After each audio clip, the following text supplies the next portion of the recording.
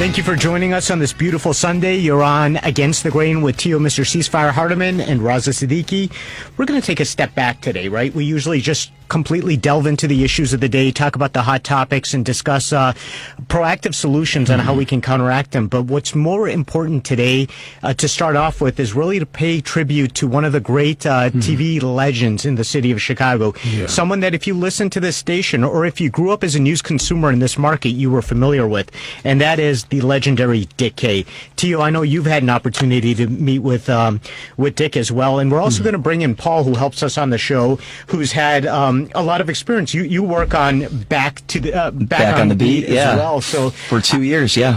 So I know you're going to be able to weigh in and tell us quite a bit. Tio, tell us some of your experiences. No, Dick was okay with me personally. You know, I ran for governor twice here in the state of Illinois, and I can recall Dick calling me on several cases to make sure I was on the radio. You know, he gave me an opportunity to talk about my platform, and he made it a point to reach out to me. And I believe Dick Kay used to be with NBC Channel 5, one of those news stations in the past. For 38 years. Yeah, for a lot of years, right. And he would call me during my ceasefire years to talk about how we can reduce gun violence in Chicago. So I have a long-standing, professional relationship with Brother Dick Kay.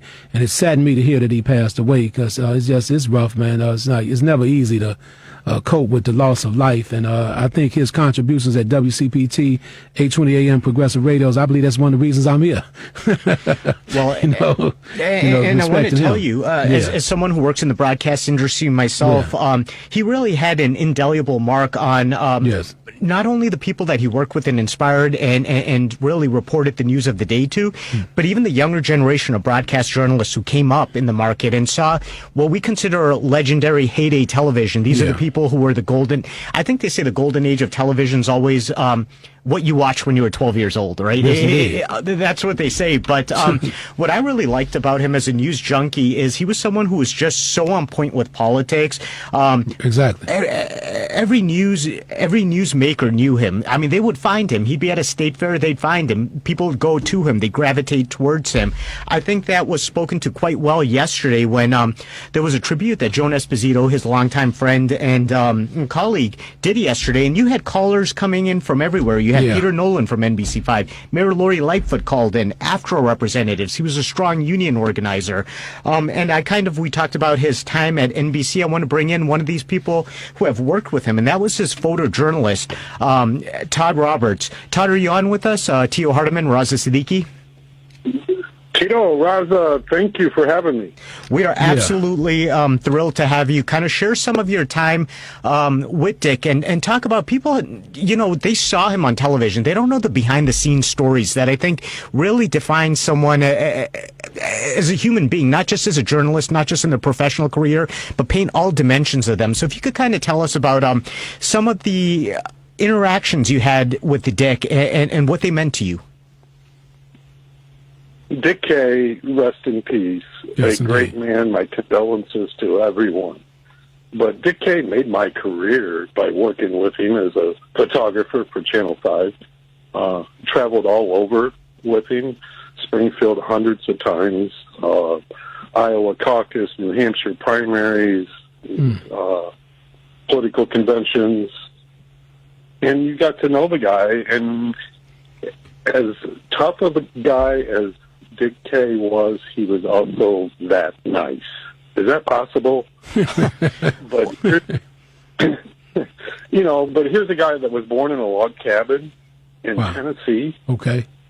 That tell me he rose to be the political reporter on a major market television station for 38 years, and I'll tell you that's a great career. But he was also the AFTRA president and a staunch union supporter. Just a fascinating guy, and he loved mischief. He loved music. He was rounded in so many ways. But could he be gruff? Oh, yes. Todd, I'm going to take a step back and paint a picture for Tio and all of our listeners as well.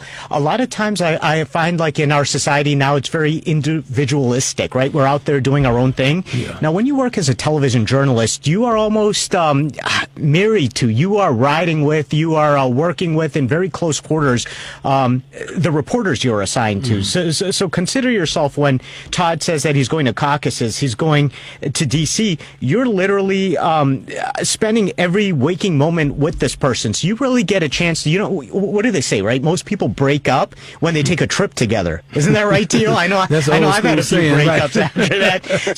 So I mean, that really, I think, tests the character of someone and really shows that, what are some of the intricacies about them? What are some of the things that, I hope I don't get assigned to them again. These are some of the things you find when you travel with someone. Paint a picture for us. Tell us about a story that you covered that we've all watched, and tell us some of the behind the scenes about it, what you and Dick experienced together. Well, again, you do, as you just said very well. You fly together, you are getting luggage, rent-a-cars and hotels and meals and stuff. So you could have some really tough days, but at the end of the day, if you get a thank you and you go out to dinner and have a drink, that's a good day. One of my favorite stories with Doogie is you never put Doogie in a box. And by the way, I'm pretty sure, and I could be wrong, Doogie's a nickname that his uncle had that Dick said saved his life. He was a tank commander at Fort Knox, Kentucky, and Doogie was dirt poor. Father had died. Went to live with him on base. He was still a minor, and then at 17 joined the Navy. But anyway, we're in New Hampshire, the caucuses, or what's New Hampshire have, was right after the Iowa caucuses, and we pretty much traveled straight to New Hampshire. George W. Bush, 2000, running for a Republican nomination. We go to an event at a school or library. Can't remember all of them, but they put us behind the ropes where the bus is going to pull in and tell us no questions. Well, if you know Dick Hay, you know his voice. We yes, indeed. Close. And as the governor of Texas came off the bus, Dick shouts out, "Governor, I read your book." Bush stopped in his tracks, turns and says, "Yeah, what'd you think?" And Doogie said, "It was great. You've executed more people than any governor in the state of Texas." Illinois just enacted a moratorium on it. And I forget what the ultimate question was that wasn't answered, but the point of it was I had a shot of George W. Bush's face of bewilderment and not knowing what to say as he's ushered off. And Doogie told me later that day, "Great shot, kid."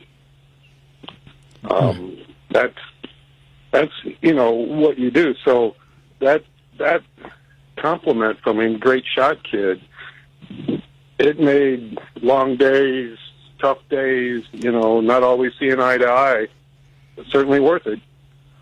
I actually call that like an Emmy Award. If Dick Kay said you did a good job, that'll work. You did a good job. So what about Dick Kay's sense of humor? Were there any memories where, he just impromptu, any type of sense of humor? Because I know when I met Dick, he was real serious, when as a host and as a anchor, for the news stations, a political reporter and everything. Do you recall any humorous moments with him? I know that was humorous what you just said as well, but that's a little deeper too because we know about Bush, the legacy. Well, again, he was as hard-nosed as they came, right? Right. But he loved mischief. He would put on a bandana and get out harmonicas, and not necessarily when we were on the road, but he was known to do that. Longtime producer Anna Vassar on big events like the Iowa caucus and inaugurations in Springfield and political conventions would go on the road with us also. Big help, and God rest her soul. Yes. Great union member that passed early 2019. She would go to the hotel desk and ask them to make Richard Snodgrass the guest of the day or whatever. And then it would be on the marquee or on a sign in the lobby when we come in, and he would just laugh. He just loved stuff like that, where, he wasn't expecting that. And we'd walk into a hotel, and there'd be a sign, guest of the day, Richard Snodgrass. Yeah. So, Tio, do you know the story behind that? What's that? So, Dick Kay's given name was Richard Snodgrass. Okay. And back in the day when you got into television, they wanted to be kind of short and catchy. So, Kay came from the first name of his wife, Kay. Kay. So many people, when they met her, would be like, is your name KK? And that wasn't actually the case. He took the name Kay for his last name. So, a lot of people don't know that, but that kind of paints the picture of what Todd's demonstrating about the name that they put out. Oh, that's important to know. It's very important. So, and it was knowledge, right? So he knew that Anna had did that, and I'm sure he may have got her back some way, right? But he loved that mischief too. Todd, what was some of your mischief that you added to this this bunch at the time? Like, were you in there taking some jabs too, or just kind of watching and observing to pass down to the next generation? Well, very long career by Mr. K, and I was probably part of the last 10 years of the time. So, legendary stories, told me lots of stories. I will tell you, when you travel, it's sort of like what we were saying earlier, it doesn't always go well. One time in New Hampshire, we literally stayed in a hotel in Boston. So we had an hour drive every night in a rent-a-car. And again, 20 years ago, so things are a little different. Doogie said to me the very first night, he goes, "We ain't driving an hour without me smoking a cigar." I'm like, well... roll down all the windows, and we smoked the car all the way to Boston. And this is in like January or February. Really? Right. Right. Well, nowadays you wouldn't smoke in the rent-a-car, but and then we had a game in Springfield. If you wanted to find Mike Madigan in Springfield, you would look for Mike McLean, lobbyist car. And one of the reasons we knew what Mike McLean drove, he was from Quincy, Illinois, and on his license plate, he had QCY. Okay. So if Mike McLean's vehicle was sitting outside of Saputo's, we were eating at Saputo's, because that's where Mike Madigan most likely would be, or Alexander's. Doogie knew every restaurant in Springfield, spending lots of his career there. And we never ate fast food, I'll tell you that. Well, let me ask you a question, Todd. When it came down to Dick K, maybe let's say he stepped away, he retired from NBC, is that correct? Yes, he did. Okay, so what made him get involved with progressive radio? That's just it was a natural for him, I'm more than sure. But what did he ever talk to you about? Why? Because when he retired, was his mind set on just letting go of journalism altogether? Obviously not, because he was at WCPT. But how did that transition take place? Well, I think part of it for Dick, including his entire career, was he wanted to be on the side of right. Okay. And you can disagree with what his version of right is, but he did news stories for 38 years for Channel 5. Exactly. Trying to make life better. And I think he saw radio as an advocate, and that he was released from other responsibilities. When you work for major media corporations, you don't get to do everything you want to do, or say whatever you want to say. Right. Although his commentaries were legendary. But, I think he saw it as a way to continue his lifelong travels from that log cabin to your radio station. That's good information just to know, because I respect Dick a lot, and I just appreciate his contributions to journalism and getting the story right. That's what's most important for, journalists out here to be respected by all his comrades and colleagues. That's amazing. And I've seen a lot of support pouring out from, like Raza was saying, from everybody. So, I like to say right now is rest in peace to Dick K, and I wish his family the best. Is his wife, and how's his wife holding up, Todd? Again, I worked with Doogie. I think I met Kay once. Okay. I went to the house. Yeah. But again, obviously, they've got to be devastated. Dick Kay was larger than life. Okay. I mean, and if you were married to him, it had to be a hell of a ride. Todd, it is funny that you said that. Kay did call in on the tribute show yesterday, and she said that she saw how much happiness it brought to Dick to be on WCPT, to be able to come. And I guess one of the things he had told his wife upon retiring is, okay, nobody's going to remember Dick K anymore. And then she said that when he started again on WCPT, it brought a lot of joy to him. Yeah. And she was saying to him, maybe you could get a gig working there every day. And she kind of said maybe that was more for her than for him. But I think it showed that, she really appreciated that he liked to get his voice and his message out there. We have to hit a commercial break, but I would like to talk to you, Todd, about a couple of things that you talked about. One of which was his commentaries that he made on the newscast. And secondarily, I can imagine being a political reporter back in that time. There was a lot of competition with the other television stations, everyone wanting to get kind of the scoop on what was going on.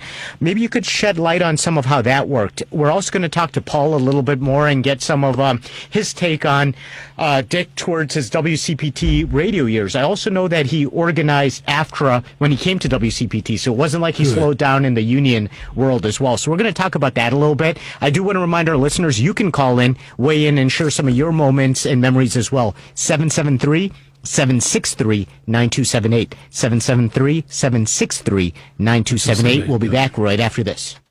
Megan Financial is an independent retirement and financial services firm dedicated to the working men and women of organized labor.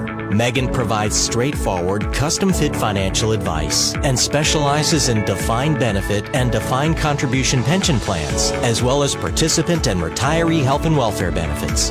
Megan Financial has the knowledge and experience to navigate the union member through all phases of life. Call 708-444-1090. Securities and advisory services offered through Cetera Advisors LLC, member FINRA, SIPC, a broker-dealer and registered investment advisor. Cetera is under separate ownership from any other named entity. Office location at 5321 South 94th Avenue, Orland Park, Illinois, 60462.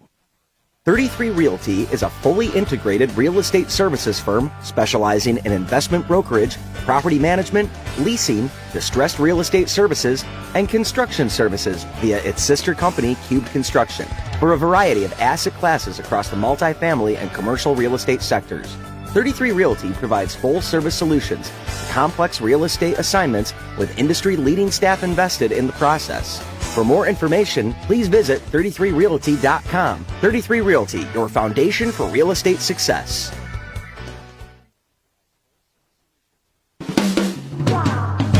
You're listening to Against the Grain. Tio, Mr. Ceasefire Hardiman, Raza Siddiqui. We're joined by Todd Roberts as we pay tribute to Dick K. We talk about a voice, a legendary voice at WCPT after an illustrious career at NBC for 38 years. And Todd is here to kind of tell us about his working relationship with Dick K during what I consider the legendary time in television. We talk about a political reporter who really... this was a time of competitiveness, right, Todd? This was a time when you had to scoop. If you're working at NBC, you're trying to scoop ABC. You're trying to scoop CBS. How did that happen? Well, Tito Raza, if you were a politician and you faced not only Dick K, but Andy Shaw out in front of you, and they were fierce competitors. Andy was a legendary reporter at Channel 7 for years and 30-plus years, and then the BGA president for a while. And Andy asked tough questions, and Doogie asked tough questions. You didn't get a break there, right? You looked one way, and you had booming voice Dick Kay to ask you a question, or you had Andy Shaw to ask you a question, and then Mike Flannery. So, I mean, it was at Channel 2, CBS. So you didn't get a break in the room with them. And then they were in high competition. So the pressure went up even more for everybody. Almost to the point where, like, I became friends with Andy Shaw over the years, and casual friends, right? But almost forbid to talk to the enemy. Even though we were all doing the same thing, in the same room, saw each other all the time. But this legendary competition where Andy Shaw would be asking a question and Dick Kay would shout over him, and then Mike Flannery would jump in. Again, if you were a politician, James Thompson and George Ryan, and all the way through Blagojevich and stuff, you didn't have, in Mayor Daley, you didn't have a lot of options there of ducking a question. I did reach out to former Governor Blagojevich, asking him if he could weigh in on the show. He told me he had a family obligation, or I was told he had a family obligation. Again, maybe it was the prospect of the tough questions that would have been asked. And again, I think what you said really paints a picture. I mean, it was a different level of journalism back at the time where you knew you were going to be held accountable. You knew that there were no easy breaks, and that when you face these three, you better be on your A game. Is that right, Todd? And just the fact, this is what kills me, Teal, is he said you couldn't really even talk to the competition because what are these guys talking about? He's supposed to be getting my shot. Yeah. Yep. So that's what that would be disloyalty. That'd be disloyalty if I talked to him, right? Even though, again, it's all the same crews, cameramen, reporters, and stuff. So, again, it was highly competitive. And then, you know, you also had Channel 9 in the room and Jack Connedy from Fox, political reporter. There was some heavy-duty questions being asked of you days. Yet I found, like, I think George Ryan as governor, Secretary of State, liked Dick Kay. Knew him to be fair, knew him to be on point. Dick was not going to be bluffed by anything. He knew what he was talking about, and he knew what to ask. Yeah, that's what I liked about Dick Kay as far as my memories of him. He knew, like I say, knew the questions. And I think in the world of journalism, they have a certain Bible they read, like a journalism Bible, so to speak. I forget the name of it, but they have to adhere by certain principles when they report stories. Number one, make sure they do all the necessary research before you put any type of information out there. That's important for everybody. I think the world would be a better place now, Todd, if people would do their due diligence and research, issues. Seriously, because see, in the media can make or break you sometimes. And depending on a journalist, that's why it's good to have people like a Dick Kay that made sure that he dotted his I's and crossed all his T's. That's the only thing I can really say, because I've been following him for a long time, and he pretty much got the story right 99 to 98% of the, 98 to 99% of the time. That's amazing. That's amazing. And that is amazing, but do know that was his goal. So even when you make mistakes, I remember, Channel 5 making retractions, not maybe deliberately attributed to Dick, but yes, no one's perfect. Yes. It's sort of like the last 14 months or whatever we've been living through. There's no perfect plan. I just want a plan, right?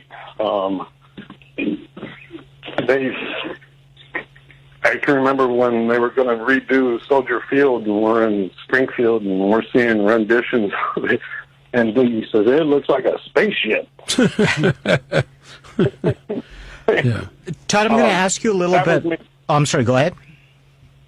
Well, that was his personal opinion. I don't think he said that on air, right? Yeah.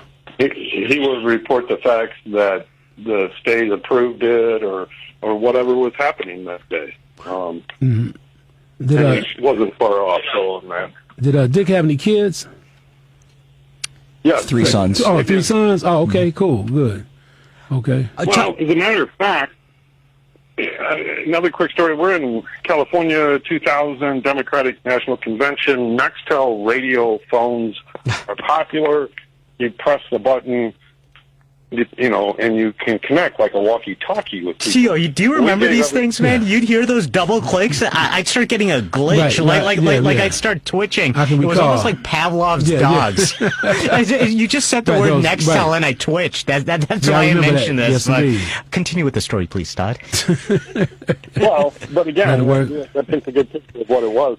But we gave everyone code names. So traveling with us was Dick K, who would be Papa Bear, Anna Wasser would be Mama Bear.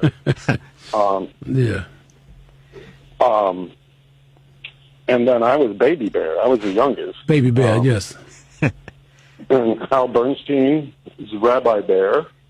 And then we had Warner Saunders with us. He was Goldilocks. Warner was the main. He was the main anchor and the big stuff. But Doogie still ran the show, right? He knew the politics. In that trip, I interviewed Arnold Schwarzenegger before he was governor. Okay. With Dick. We also went to the Playboy headquarters and interviewed Christy Hefner because Doogie and Anna had produced old film of Eisenhower going to a convention in L.A. and being greeted by the Playboy bunny. I can imagine. Yes, indeed. Hugh Hefnerville. Yeah. Well, she literally wanted to see the video or see the film, so we brought it to her and showed it to her, and then she did an interview with. Again, he worked behind the scenes, long and hard for everything that he did. Okay. Just incredible, hardworking man, and multiple. I don't even know how to say it. Multifaceted individual, right? Knew country music and knew the governors of the state of Illinois. Did he take? That's a pretty incredible. Did Dick take any vacations? He did, and later on, I believe one of his. Well, I started to tell the story of the convention there. One of his sons was an audio engineer. But he was working at the convention, right? At the convention, that was work. Am I right? Yep. That's why I don't know if he took any vacations. Right. He loved to sail. He had a sailboat. Okay. Cool. And I never did, but different people from Channel 5, they spent weekends, although they said Dick would put you to work. He cleaned the boat and had all the sails out, but he taught you how to sail. That's right. So, that's right. And some of the legendary cameramen from Channel 5, Jimmy Strickland, was like 40 years in the early days of Dick K. Got into sailing, I'm pretty sure, because of Dick K. Good. Just a multifaceted man, and just a good guy. Could he be gruff? Absolutely. Could he be hard-nosed? Absolutely. But that made you know where you stood with the guy, right? I understand. I'll take that every day. Yes, indeed. Absolutely. Todd, you see what I did here this was my version of I read your book. I told you I'd get you on for 10 minutes and then kept you on as long as I could. I would like to actually, as we were talking, you told us about the commentaries, which is something we don't see so much on television stations anymore. And I remember way back when growing up in Boston, the station manager would have commentaries, the station's position. Can you kind of tell me a little about what Dick K used to do and what the commentaries used to reflect maybe about his personality and about what was going on? Well, usually there was a subject that was timely or whatever, and so, for years, Dick, it was the longest-running political show in Chicago, I believe. That's right. City Desk? Yeah. But then the commentaries, I think, aired on Sunday nights, and, it could be from, police issues to taxes or whatever. But again, well-researched, and Anna Wasser, again, would help produce those, and sometimes, taped early, and then they would have to be paused because something would change. So maybe tape that on Friday, and it was going to air Sunday. Well, if something happened Saturday, you couldn't run that commentary. But again, he put as much effort into those as he did everything else he did, from union president to legendary reporter. Okay. And then how long was Dick K here at WCPT? How long? Paul, you might have a good answer for that. 13 years. Wow. That's something that's phenomenal there. Todd, we're going to bring Paul into this as well. He's kind of worked with Dick on the radio side. He is just great with what we do on this show. So we kind of want to get him to weigh in a little bit about your experience with Dick. Sure. You're too kind, by the way. It was amazing to work Paul, with him. I've got a question. Sure. Okay, I've never met you, Paul, but Mr. K wanted things done a certain way. Is that correct? Yeah, he wasn't too particular on the radio side, I think just because it's such a consistent routine, but he definitely has an expectation for the people that he works with. So if I didn't meet that expectation, he definitely would let me know. But he was really easy to work with otherwise, because it's just that sense of professionalism that I think, everybody should expect from each other. And I think he made me want to be a better producer and board operator for his show. Paul, I remember once or twice he let the whole listening audience know when we all went remote. This is a story I'd like to share. When we all went remote and he started working from home, there were some times when he couldn't hear the audio playback, but he was on air. Yeah. So I remember listening to that show and being like, Paul, I can't hear anything. Let me know when we're on air. Gosh, are we on now? Are we okay now, folks? The connection issues that we would have were just legendary. I mean, he adapted pretty well to the pandemic and having to work from home, but I knew that he deep down wanted to be here. And I think he enjoyed coming in and being face to face and with his guests and just not having to go remote for the broadcast. But there'd be, even when he was in studio, there'd be times where we'd have technical malfunctions, and some people can deflect and go to a new thing, or we'll go to commercial. But hey, we got to fix this, guys. Hey, you better get on it right now. So I mean, it'd be like a 4-alarm fire, and you're running and trying to do something to get it fixed, and he'd be kind of barking orders at you. But that was, but that was Dick though. He had an expectation. He put on a good show, so he didn't want anything to get in the way of that. He put all the hard work in, so nothing should be able to take that away from him. And just the way that politicians, when they showed up for the interview, how much respect they would give him. I don't think I've ever seen that with any other reporter, with the way that politicians would go out of their way for him sometimes.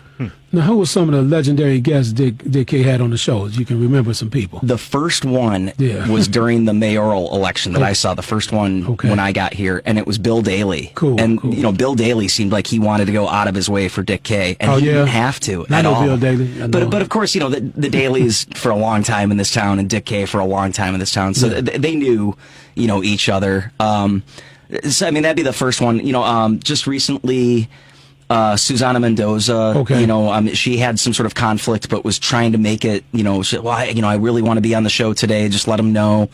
Just the way that certain people would just go out of their way for him, and they didn't have to. That's cool. That's good information there. Yes, indeed. Well, I know he was one of the people I really wanted to get on our show. I mean, we've had Congress people, former governors, multiple people, but the hardest person for me to try to line up was Dick K, who's on our radio show, on the same radio station as well. Right. But I think it really just does give you kind of a pause to realize, how many people had respect for the craft that this man conducted. He not only covered stuff fairly, as both Paul and Todd have attested to, but then went a step above and beyond to actually fight not only for the people who cover the news, but for the industry and itself, right? Todd, tell us maybe a little about, you said you knew his role as a union AFTRA advocate. How did he work with the NABET, which, too, just so you know, it's what Todd and I are, which is the broadcast union. How did they work hand in hand, and what kind of alliances were there? Tell us a little about that facet of him. Well, there was no one more union than Dick K. So you did your role, and he did his role. So Paul just told excellent stories. That's a Dick K I know. You better get it right. You're getting paid. Dick K taught me something about being a union member that I carry to this day, and that is be the best that you possibly can be. We've all heard the pros, cons, and, discriminations of unions. I get paid a union wage to be the very best that I am. And he taught me that. And he would go and tell my superiors the job that I did. And it again, I said at the very beginning, Dick Kay made my career. Yeah, that's good. That's good. That certainly helped. Tio, I'm going to tell you a little story about that, too. I remember Todd, who's been my mentor for years, I mean, from way back when. One time he saw me wrapping camera cables, and he's like, are you going to wrap it like that? Are you not going to do it the right way? And he gave me pause at first. He's like, you're a union member. And I thought about that later. I was a little hurt. I was like, here's a mentor of mine. The more I thought about it, the more it made sense to me that we fight so hard for certain wages, but we make certain assurances, too. We license our work. We license the fact that we are going to do things the right way to earn this wage that we have negotiated with you. And damn if he wasn't right about every aspect, that I have an obligation to do things the right way too. And I can't help but think that some of that was imparted on you, Todd, by these people that you work with, including Dick Kay and these people who have passed down kind of the legacy of putting in pride into the work that you conduct. Absolutely. And that's why he fought for people. So his legendary legislation in Springfield was the non-compete clause. So at the time, if you worked for a commercial radio station or television station in the state of Illinois, and you chose to leave and go maybe even across the street to another station, you couldn't do that. They would make you sign a non-compete clause. It could be 3 months, 6 months, 9 months, a year. Whatever they could get out of you. Well, that's highly unfair. You're preventing someone from earning a living. Yes, indeed. And now Illinois is one of the few states that actually have been able to get away with not exercising that, because, again, that was one of the things that Illinois fought for, that Dick Kay fought for, correct? Yeah, we want to encourage people quickly for people to call in if they want to just share some memories about Dick Kay. Because, Todd, the spirit moves in real strange ways. We wanted you to come on, but I think Dick Kay's spirit is allowing us to talk about this for a whole 1 hour on our show, and I'm grateful, and that's how this conversation is going. So it's an honor. So we got somebody that wants to call in and talk about Mr. Kay for a second. Todd, if you can hang in there with us, Brother Roosevelt has a comment about Mr. Kay. And let's remind our other listeners too to call in and weigh in for the time we have left. 773-763-9278. 773-763-9278. And you are on Roosevelt with Tio Hardiman, Raza Siddiqui, Todd, and Paul. Roosevelt. Gentlemen, how are you all doing? Doing good. Let me tell you something. I know I'm older than all of you. Okay. Let me tell you what I enjoyed about Mr. Kay. Yes. And you in particular, I'm going to ask you the question. I believe you're the oldest one there, Tio. No, I'm not the oldest one there. I don't know. He nailed you on this one, Tio. No, go ahead, Roosevelt. That's cool. Okay. You know that he was from the South, right? From Tennessee? Yeah, that's what Todd told us. He's from Tennessee, right? Okay. I want you to take a survey or ask people that you know and ask them if they ever did what Mr. Kay did. And that's what I liked about his stories. And always, Raja, right? Raza. Roosevelt, you listen every week, Raza. Yeah, I know that, but I have a problem pronouncing your name. That's cool. Anyway, whenever anybody older and 60, 65 years old tells you something, take it in the best way they can't, because they've seen a lot. And that's why I admired about Mr. Kay. And he always would, if you were wrong, he would say, no, right? But let me tell you something. He had seen a lot of things. And what I was impressed by him is when he said that he had actually picked cotton. Okay? Tell me, guys, any of you and on that panel, have you known anybody in your life that could say that? Let me tell you why I bring that up. It's because it humbles you when you do that type of work, and you appreciate things more when you see other people, including yourself, picking cotton. You come from the South, and that is a great experience. And more young people should do that as an experience, because it is hard, back-breaking work, okay? And that's what I liked about Mr. Kay. He always opened up about the way he was, what he had experienced. From what I understand, his father died at the age of 14, I believe. and he joined the Marines at 16. I believe that's what Joan Esposito said. So when anybody tells you that, guys, take it because it's what they're trying to teach you something. They come from the old school and hard knocks type of backbreaking work. So that's what I wanted to say, and that's what I wanted to comment on. And I appreciate what you guys are doing, and even taking a few minutes about, giving all his dues as far as Mr. K. And he enjoyed life, and he had a very long life. So thank you for letting me, say what I had to say, and I want to know what you guys think about what I said. So have a nice day. Yeah, I think Roosevelt made some good points there, without a doubt. Brother Dick K, speaks for itself. I think we all aspire to be like Dick K to a degree. We're radio hosts now, and we would love to follow in his footsteps. I say that sincerely because of his work, like his work ethic and everything he put into work. Everybody has a lot of positive experiences with Dick K, and like I say, he was a strong guy. I wanted to be a Marine, believe it or not. I just say that's one regret I have in my life. I didn't go to the Marines. I think one of the things that Roosevelt said which really resonates with me is here's a man who did the hard labor, right? So when he's looking at Paul, looking at Todd, and demanding perfection, this is somebody who has attained the right to do that because he was on the ground floor doing the hard labor. And I think that really shows you that you can never forget where you come from, no matter where you go. And it seems like by demanding the same excellence from the people he worked with and surrounded himself with, he was imparting that part of himself, that work ethic, and just that quality of what he's doing.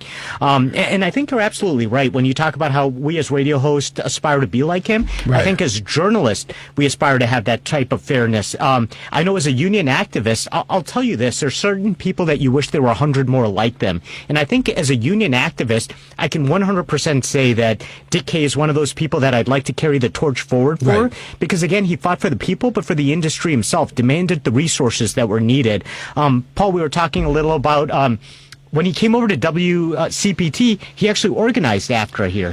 That might have been before your time? It's way before that I got here, so I don't really know the full story. But yeah, I mean, this wasn't always a union house, and I guess he was instrumental in helping with that when, and I think it was somewhere around the time that SAG and AFTRA actually combined. So, I would have to ask other people that were here at that time what the exact story is on that, but I know he participated as well. And I wish I remembered the name. I was listening to the testimonials yesterday on his show, and one of the people who actually took over as president of AFTRA at WCPT, I guess, went out to a White Sox game with him. He took him out there and said, hey, so keep me informed. How is the SAG-AFTRA merger going? I guess it's something that he was really on the forefront of and really wanted to keep and keep on top of the developments, even though he wasn't technically there. Some things, Tio, you know this with activism. It's just in your blood. It's something you try to step away from. You try to do other things, and you just keep getting drawn back into it. Yeah,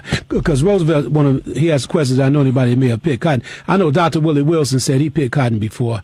The philanthropist, very wealthy. Dr. Willie Wilson ran for mayor. He ran for president of the United States, and ran for U.S. Senate. So he picked cotton. And I had some family members that told me stories from back down in Mississippi how they picked cotton. And then he's right, Dick K. Anybody that your back been over in that hot sun all day, it's rough. That's a humbling experience. Well, I'll tell you something else about Dr. Willie Wilson. Always returns a call. That's one of the things, and I think that's one of the things that when you go that extra mile, when you see that extra labor, and when you, like you said, Tio, have that level of humbleness, you remember no one is better than anyone, and we're all in this fight together. Right. There's dignity in all work, and that's one of the things. Like, I mean, as wealthy as he is, as much as he's accomplished, he'll always return a call, and I think part of that humble upbringing leads to that type of trait, that type of mentality. So I think Todd wanted to say something else. Todd. Well, to Roosevelt and the caller and to picking cotton, it is log cabin. Yes, indeed. You got to know anybody else that was born in a log cabin and rose to the height of Richard Snodgrass. Yes, indeed. That's right. Well, and it also tells you that the road for every human being has rocks and boulders and mountains and streams and, maybe even good fields. But we should help everyone. And ultimately, every story Dick K did was not for himself, but for people. He tried to tell people what was going on. And he won Peabody Awards and numerous Emmys for that. They took care of business, yeah. A kid that picked cotton. Now, I could have this story wrong, but he ran away from home or left home at like 15, joins his uncle living on Fort Knox. And again, what year that would be, I don't know, but his uncle his nickname was Doogie, is where Doogie got his nickname, a tank commander in like General Patton. Oh, yeah. They hit him on base until he was old enough. Now, the caller said Marines. I believe Doogie at 17 joined the Navy because he also had an FCC license. Now, Paul will tell you, Raza can tell you, there was a time when I was required to have an FCC license because we operate radio transmitters. Dick Kay held one of those. I think he may have still had one the day he died. That's pretty incredible. He became a radio man and went to Bradley University on the GI Bill, and worked behind the scenes in TV and on the air in Green Bay, and just an incredible career from a log cabin. That's major. Absolutely. Something you could tell your kids about, I think. Yeah, he came from humble beginnings like a lot of us have. That's what's major. Yeah, we should note, too, this is kind of a little bit of a tangent, but no one's mentioned the fact all week that he interviewed, I think, every president from Nixon to Obama. Wow. I did not know that. Yeah, because with Todd bringing up Green Bay before he got to Chicago, he was a news director of a channel up in Green Bay, and he got a 30-minute interview with candidate Vice President Richard Nixon in 1968. Oh, wow. And had just a really enjoyable conversation with him. And, of course, over the years, he got to meet other people. Dick did say about a month or two ago that he wishes that he got to interview Donald Trump, but he said, I don't think Mr. Trump would have appreciated my questions. Now, we know that would have been something else there. That's the best way I can describe it. That'd have been one of them off-the-chart interviews. That would have been appointment listening. I would have made sure to clear my schedule for that one. That's good, though, Todd, being born and raised in a log cabin, and it takes you back in time. You have to pull your bootstraps up and make something out of your life, and that's what he did. And by Dick being a Marine, a former, Marine, to me, that's amazing in itself. Because the Marines teach you that discipline, that you need to have a strong work ethic. And that's very, and he displayed that in his work here as a radio host and with NBC for all those years. Todd, let me ask you this. What's one lesson that you think we can carry forward that Dick imparted on you from your time getting to know him? What is one thing in broadcast, in journalism, and just in being a good person that you think it's important for our listeners to know that really epitomizes the lessons and the message of Dick Kay? I don't want no Hollywood. I don't want no Hollywood. Gosh, I wish we ended it on that one. Yeah. That was my best impression. But what that means is, as a cameraman, I can do all kinds of neat little tricks with the camera, right? Zooms and focuses and stuff like that. He didn't want any of that. If the governor of the state of Illinois was standing in front of you, you focused on the governor and you got nothing but the governor. Right? You didn't do an artsy shot from the ceiling down to the governor. That did not serve you. So Todd, I don't want no Hollywood. I got it. We're going to try to take one more quick call in, something about Mr. K. I'd like the people calling. Edward from the south side. How you doing? Southwest side. Yeah, good afternoon. Another great show. Thank you. I saw Mr. K. I was right in the Brown line, and he was getting off at the Merchandise Mart because that's where they had the WMAQ. Okay. And I was telling your screener, he reminded me of Tim Russell because he always would ask tough questions, and he wasn't going to be, favor one side over the other. So that's what I liked about him when I called on the show on Saturday. Okay, we appreciate that. That's a good memory.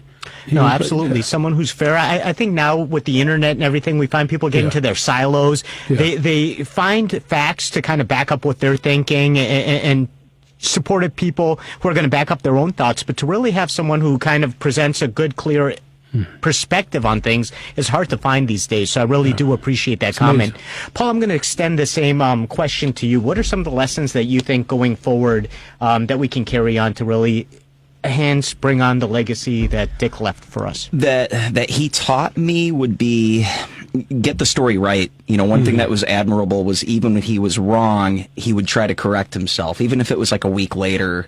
I'm sorry. I did some research. I found out. So I think just always getting it right, even when you are wrong, and then just being a professional. I think those are the two things I'll take away from my time working with him.